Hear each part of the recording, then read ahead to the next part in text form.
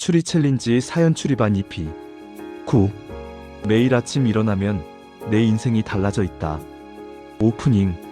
여러분, 만약 어제까지 여러분이 독신이었는데 오늘 아침 눈을 뜨니 결혼 반지가 끼워져 있고 옆에 모르는 사람이 여보, 일어났어? 라고 말한다면 어떻게 하시겠습니까? 만약 어제까지 작은 오피스텔에 살았는데 오늘은 고급 아파트에 살고 있고 모두가 당신을 사장님이라고 부른다면요?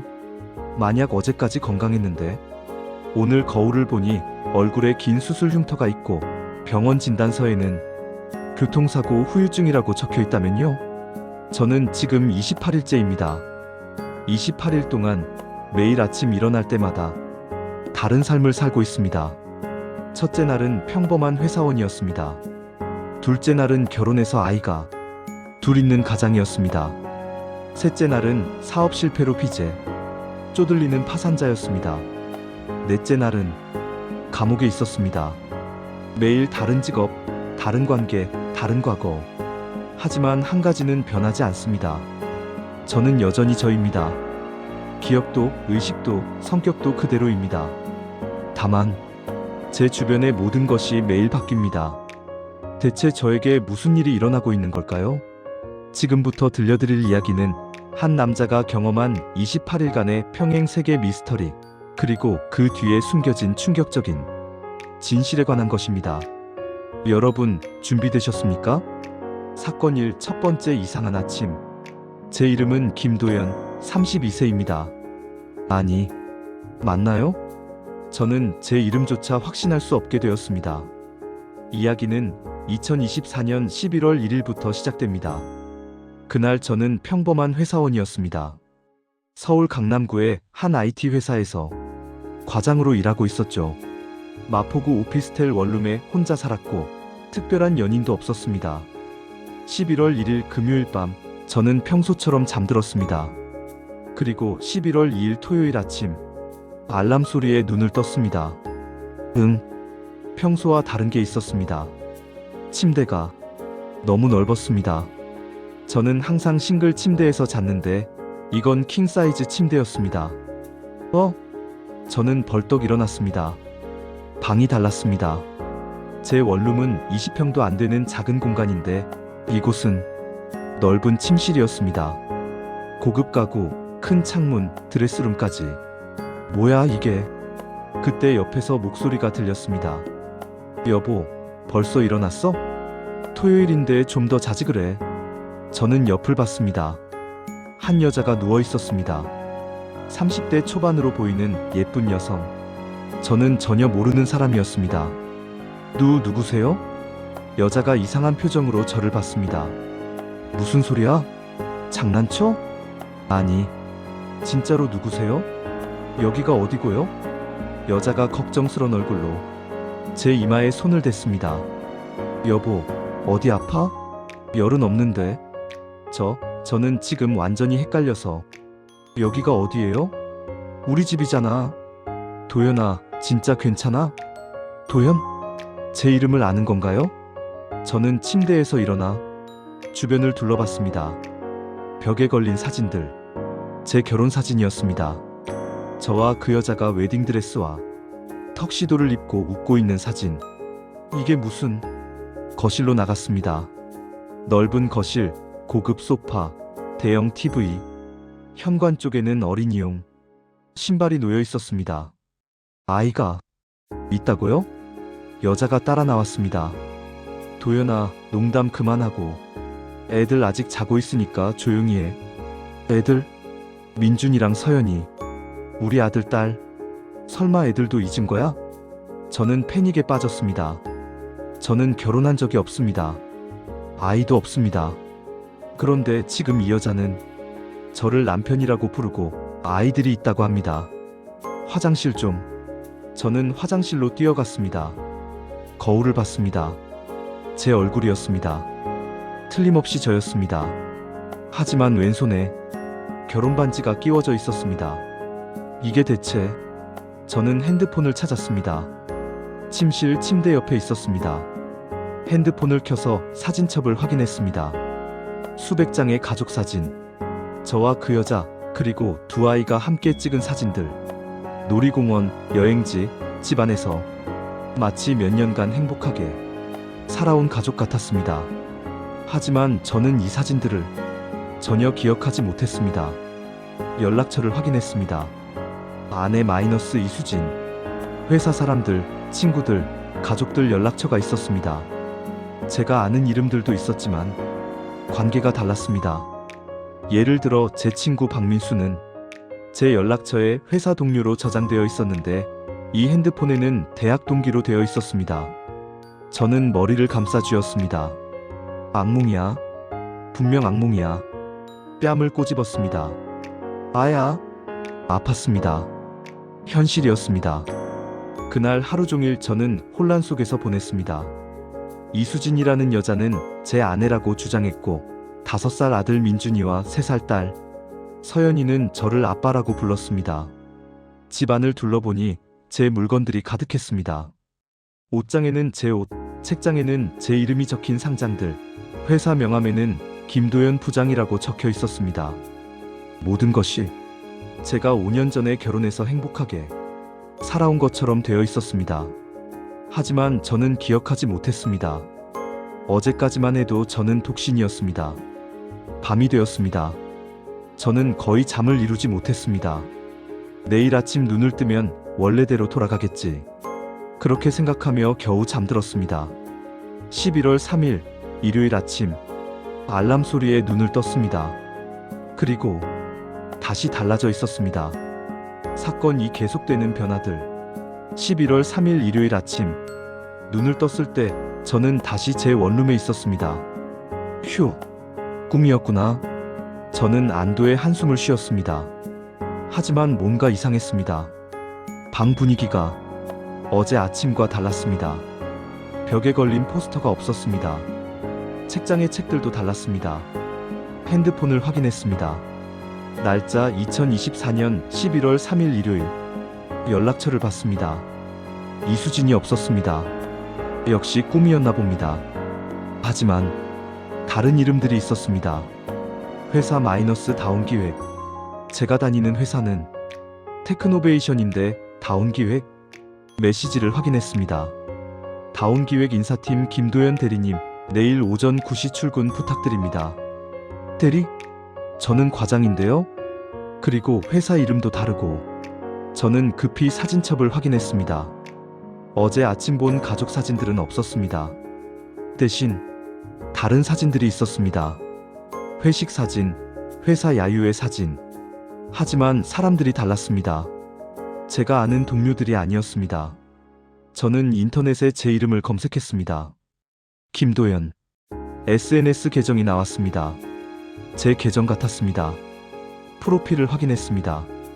다운기획 마케팅팀 대리. 업로드된 사진들을 봤습니다.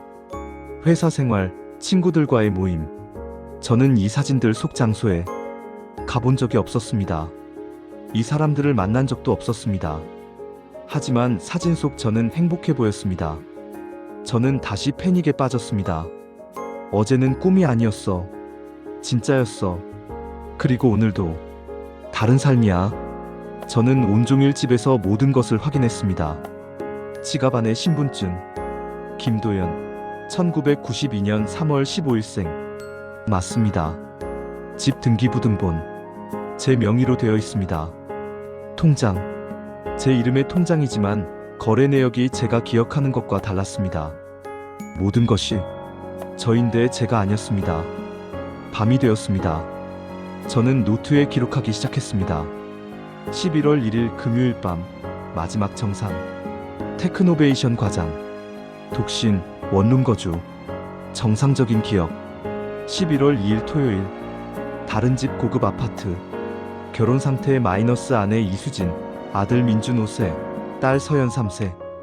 회사 직급 불명. 어제까지의 기억은 그대로. 하지만 주변 모든 것이 변함. 11월 3일 일요일. 원룸으로 복귀하지만 세부사항 다름. 독신. 다운기획 대리. 동료들이 다름. 저는 가설을 세웠습니다. 1. 내가 미쳤다. 2. 누군가 나를 속이고 있다. 3. 평행 세계를 넘나들고 있다. 4. 시간 루프에 갇혔다. 어떤 것도 말이 안 됐습니다. 하지만 현실이었습니다. 11월 4일 월요일. 눈을 떴습니다. 이번엔 병원이었습니다. 병원 침대에 누워 있었고 제 몸에는 여러 장치가 연결되어 있었습니다. 간호사가 들어왔습니다. 김도연 씨 깨셨네요. 기분은 어떠세요? 여기가 어디죠? 서울대병원이요. 교통사고로 입원하신 지 일주일 됐어요. 교통사고? 저는 거울을 요구했습니다. 거울을 보니 제 얼굴에 붕대가 감겨 있었습니다. 의사가 와서 설명했습니다. 트럭과 충돌 사고였어요. 다행히 생명에는 지장 없지만 얼굴에 열상을 입으셔서 수술했습니다. 저는 아무것도 기억나지 않았습니다. 사고? 무슨 사고? 11월 5일 화요일. 눈을 떴습니다. 이번엔 감옥이었습니다. 수용자 1247번 김도연, 기상. 교도관이 소리쳤습니다. 저는 수감복을 입고 있었습니다. 잠깐만요. 왜 제가 여기 있는 거죠? 무슨 소리야? 횡령죄로 3년 선고받고 복역 중이잖아. 횡령? 저는 그런 적 없는데요. 정신 나간 거 아니야? 진정해. 저는 그날 하루를 감옥에서 보냈습니다. 다른 수감자들도 저를 알고 있었습니다. 도연아, 항소는 어떻게 됐어? 아직 6개월밖에 안 지났는데 벌써 힘들어? 저는 이해할 수 없었습니다. 11월 6일 수요일. 눈을 떴습니다. 이번엔 호화로운 사무실이었습니다. 사장님, 오늘 오전에 투자자 미팅 있으십니다. 비서가 말했습니다. 책상 위 명패 김도연 대표이사. 저는 회사 사장이었습니다. 매일 아침 다른 삶. 11월 7일 대학 교수. 11월 8일 노숙자. 11월 9일 유명 작가. 11월 10일 시각장애인. 11월 11일 프로 운동선수. 계속해서 달라졌습니다. 저는 미쳐버릴 것 같았습니다. 좋아요, 구독, 알림 설정 멘트. 여러분, 잠깐만요. 여기까지 듣고 계신데 상상이 가시나요? 매일 아침 일어날 때마다 완전히 다른 삶을 사는 건데요. 어제는 결혼해서 아이가 있고, 오늘은 감옥에 있고, 내일은 백만장자. 여러분이라면 어떻게 하시겠어요? 이게 정말 평행세계일까요? 아니면 누군가의 장난일까요? 댓글로 여러분의 추리를 남겨주세요.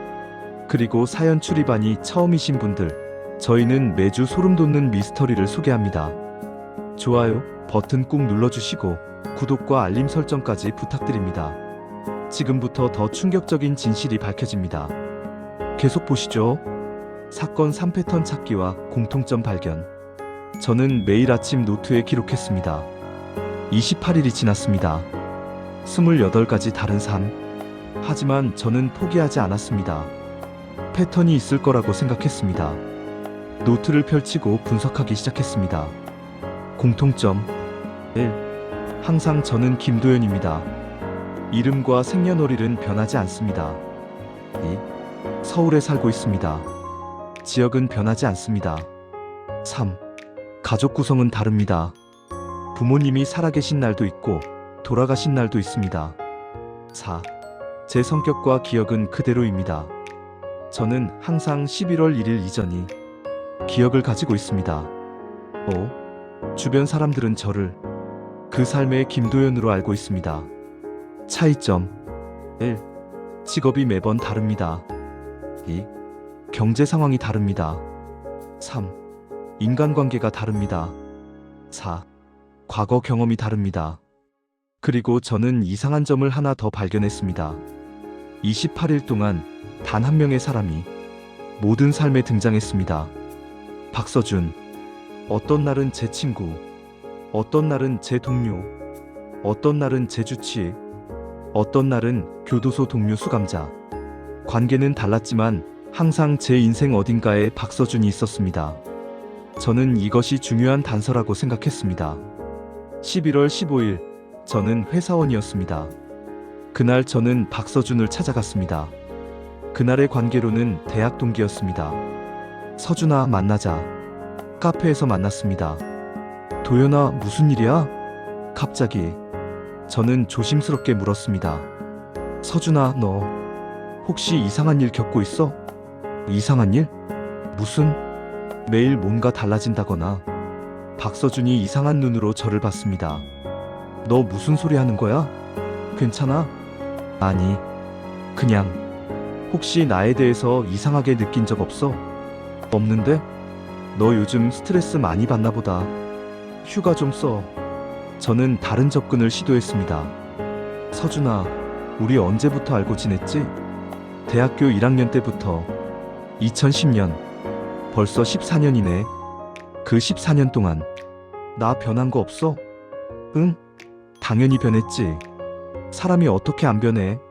살도 좀 찌고 머리도 벗겨지고. 농담조로 말했습니다. 저는 다른 각도로 물었습니다. 서준아, 11월 1일에 우리 뭐 했지? 박서준이 잠시 생각하더니 대답했습니다. 11월 1일? 목요일? 우리 저녁 먹었잖아. 홍대에서. 기억 안 나?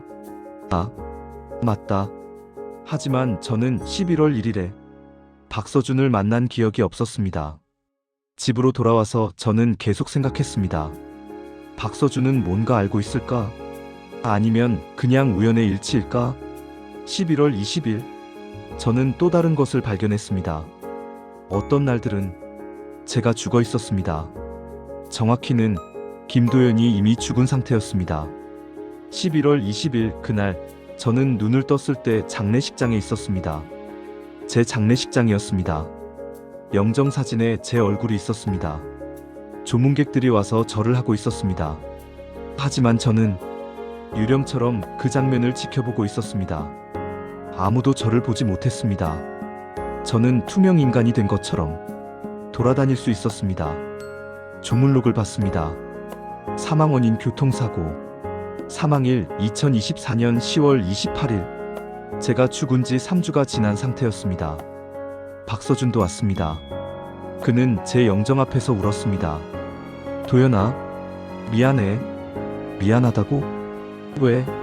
저는 박서준을 따라갔습니다. 박서준은 장례식장을 나와 어느 공원 벤치에 앉았습니다. 전화를 걸었습니다. 여보세요? 네, 저 박서준입니다. 김도연 씨 장례식 다녀왔습니다. 네, 알겠습니다. 누구와 통화하는 걸까요? 그날 밤이 지나고 다음 날 아침, 저는 다시 살아있었습니다. 사건 11월 1일로의 집착. 저는 깨달았습니다. 모든 것의 시작은 11월 1일이라는 것을. 11월 1일 이전의 제 기억은 선명합니다. 하지만 11월 2일부터 매일 다른 삶을 살고 있습니다. 11월 1일에 무슨 일이 있었던 걸까요? 저는 제 진짜 기억을 더듬어 봤습니다. 2024년 11월 1일 금요일. 아침에 일어나서 출근했습니다. 테크노베이션 회사. 오전에 회의가 있었습니다. 신규 프로젝트 관련. 점심은 동료들과 회사 근처 식당에서 먹었습니다. 오후에 업무를 보다가, 그리고 기억이 흐릿합니다. 퇴근 시간쯤 뭔가 있었던 것 같은데. 저는 머리를 쥐어뜯었습니다. 기억해. 뭐가 있었어? 11월 25일. 저는 그날 우연히 신문을 봤습니다. 10월 28일 강남 교차로 대형 교통사고. 3명 사망, 5명 중상. 10월 28일. 저는 기사를 자세히 읽었습니다. 사망자 명단에 제 이름이 없었습니다. 하지만 중상자 명단에 김도연 32세, 두부 외상으로 서울대병원 중환자실 입원. 저는 얼어붙었습니다. 10월 28일에 제가 교통사고를 당했다고? 하지만 저는 10월 29일, 30일, 31일, 11월 1일까지 멀쩡히 출근했습니다. 아니, 정말 그랬나요? 저는 기억을 다시 떠올렸습니다. 10월 28일. 무엇을 했지? 10월 29일. 출근했나? 10월 30일. 기억이 없었습니다. 선명하게 기억나는 건 11월 1일부터였습니다. 그저는 흐릿했습니다. 저는 병원을 찾아갔습니다. 서울대병원. 10월 28일 교통사고로 입원한 김도연이라는 환자 있습니까? 접수 직원이 컴퓨터를 확인했습니다. 네, 계시네요. 현재 중환자실에 입원 중이십니다. 지금 만날 수 있나요? 보호자이신가요? 네, 가족입니다. 잠시만요. 직원이 전화를 걸었습니다. 중환자실에 문의해보니 환자분은 현재 혼수 상태라고 합니다. 혼수 상태? 혼수 상태요? 네. 10월 28일 사고 이후 의식을 회복하지 못하고 계십니다. 저는 충격을 받았습니다. 그럼 그 환자는 지금 이 순간에도 혼수 상태인 거죠? 네, 그렇습니다. 저는 중환자실로 올라갔습니다. 유리창 너머로 병실이 보였습니다. 침대에 누워있는 사람. 온몸에 관들이 연결되어 있고 인공호흡기를 착용하고 얼굴은 붕대로 감겨 있어서 잘 보이지 않았지만 침대 옆 차트에 적힌 이름 김도연 32세 남. 저는 그 사람입니다. 그런데 저는 지금 여기 서 있습니다. 어떻게? 간호사가 다가왔습니다. 보호자이세요? 네. 저 환자 상태가 어떤가요? 안타깝게도 의식 회복 가능성이 작습니다. 뇌 손상이 심각해서. 그럼 깨어날 수 없다는 건가요? 현재로서는 어렵습니다. 가족분들과 상의해서 결정하셔야 할 것 같습니다. 저는 병실을 나왔습니다. 머릿속이 복잡했습니다. 저 사람이 나라고? 그럼 지금 이 나는 뭐지? 혼수 상태에서 꿈을 꾸고 있는 건가? 매일 다른 삶은 꿈? 하지만 너무 생생했습니다. 꿈이라고 하기엔. 사건 오박서준의 비밀. 11월 27일. 저는 박서준을 다시 만났습니다. 이번에는 정면으로 물어보기로 했습니다. 서준아, 나 혼수 상태야? 박서준의 얼굴이 굳었습니다. 뭐? 10월 28일 교통사고. 나 중환자실에 있잖아. 박서준이 당황했습니다. 너 어떻게 알고 있었구나? 저는 박서준을 똑바로 봤습니다. 설명해줘. 도대체 무슨 일이야? 박서준이 한숨을 쉬었습니다. 앉자. 길어. 우리는 조용한 카페로 갔습니다. 박서준이 입을 열었습니다. 도연아, 너는 10월 28일 교통사고로 혼수 상태에 빠졌어. 사고 당일 나한테 전화가 왔어. 병원에서 너를 데리러 와달라고. 왜 너한테? 너 핸드폰 비상 연락처가 나로 되어 있었거든. 부모님은 너 고등학교 때 돌아가셨잖아. 맞습니다. 저는 고아였습니다. 병원에 갔을 때 너는 이미 의식이 없었어. 의사가 말하길 뇌 손상이 심각하대. 박서준의 목소리가 떨렸습니다. 그때부터 너는 계속 중환자실에 있어. 한 달째. 그럼 지금 나는 모르겠어. 네가 지금 여기 앉아 있는 게 말이 안 돼. 너는 병원 침대에 누워 있어야 하는데. 저는 혼란스러웠습니다. 그럼 이 모든 게 내 꿈이라는 거야? 혼수 상태에서 꾸는? 아마도 매일 다른 삶을 사는 것도? 박서준이 고개를 끄덕였습니다. 도연아, 솔직히 말할게.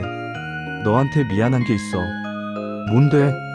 사고 나기 전날 10월 27일 우리 만났잖아. 만났어? 응. 내가 너한테 부탁했어. 돈 좀 빌려달라고. 나 사업 실패해서 빚이 많아. 너한테 500만 원 빌렸어.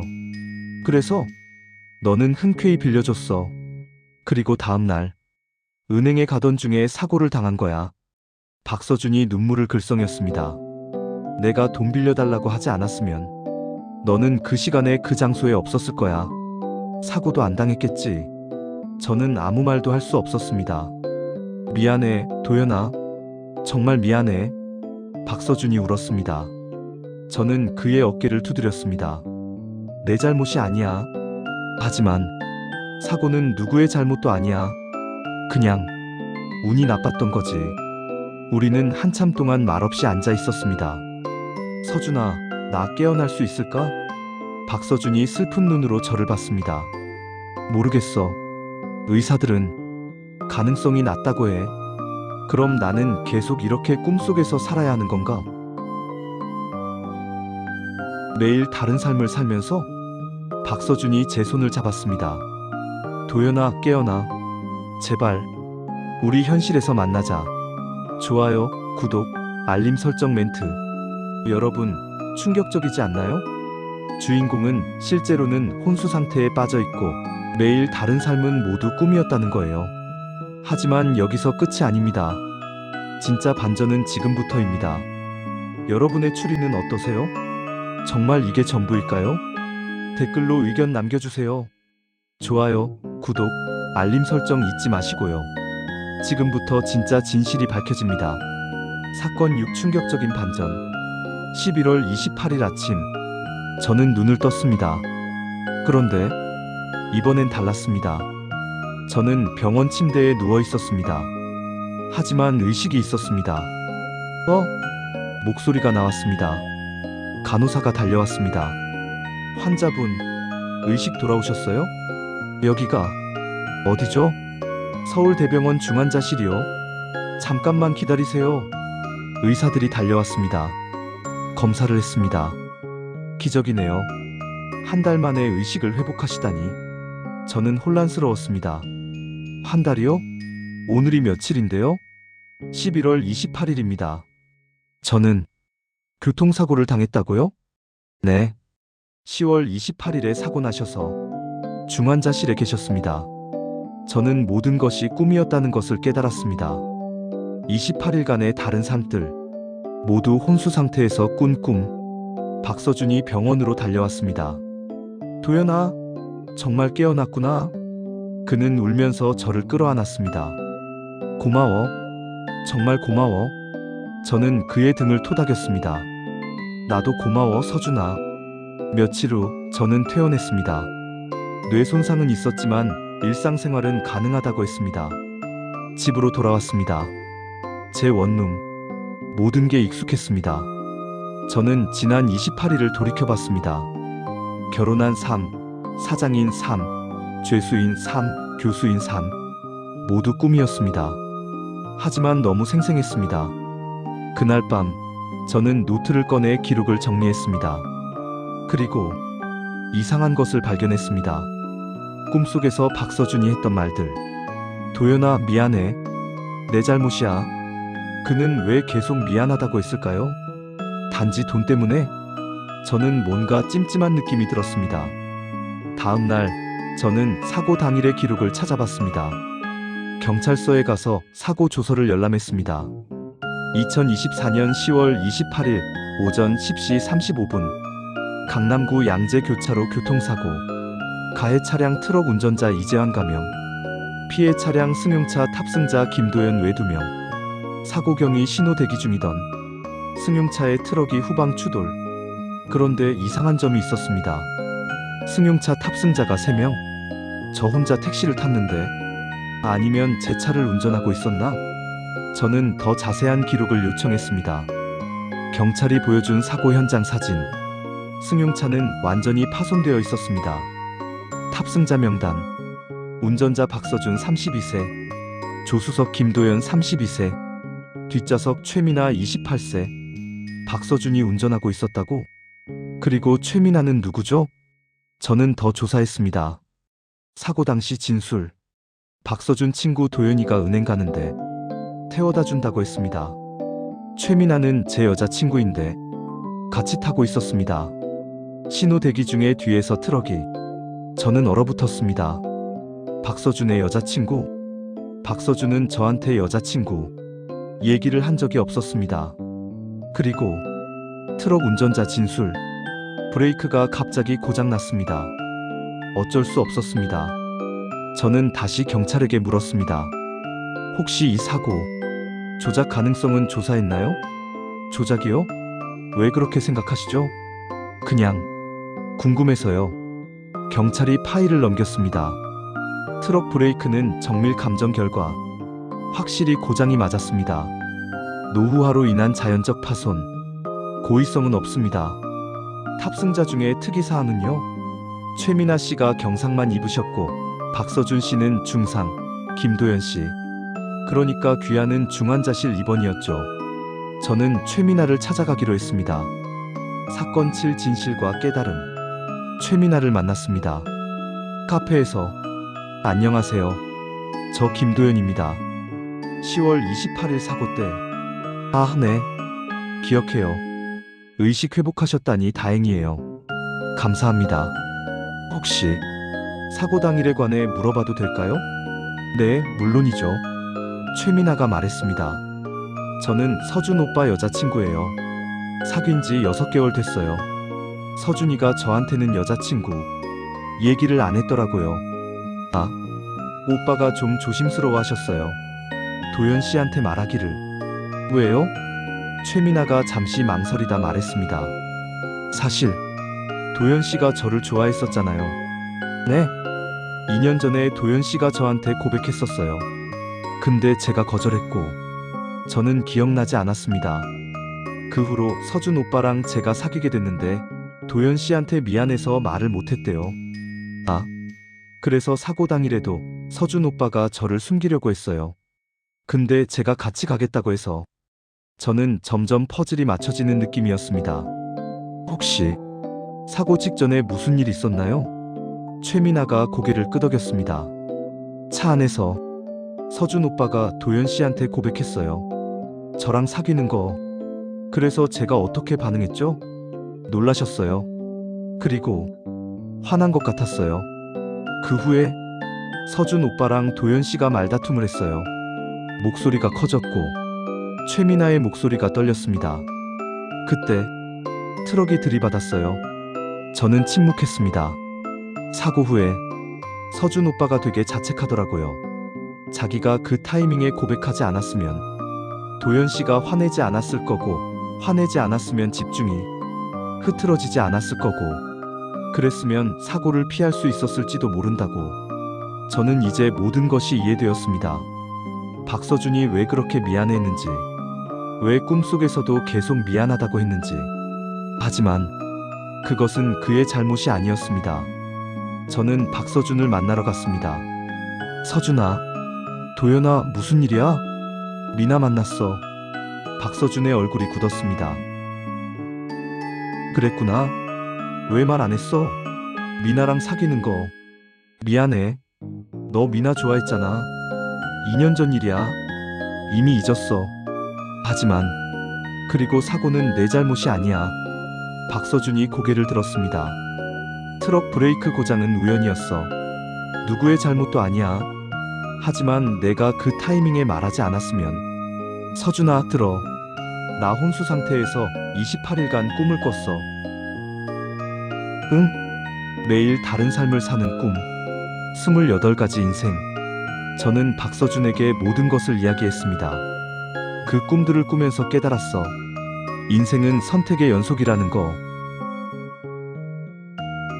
어떤 삶에서는 내가 성공했고, 어떤 삶에서는 실패했어.